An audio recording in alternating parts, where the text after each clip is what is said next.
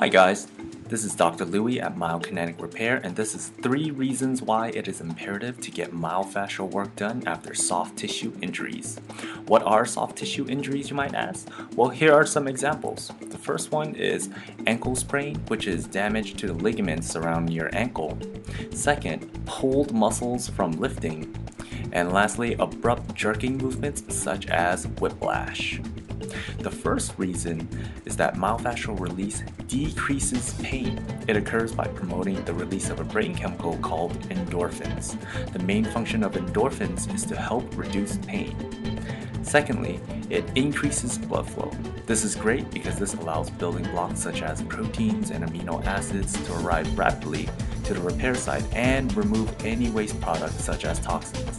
This speeds up the recovery process significantly. Lastly, it increases mobility. This is important because this prevents any poor movements and improper loading to your muscles, which evidently decrease the risk of re-injury. And now here's a recap.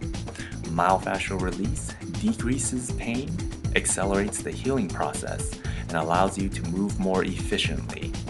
I hope this was helpful. If you have any lack of motion with pain, please get treated.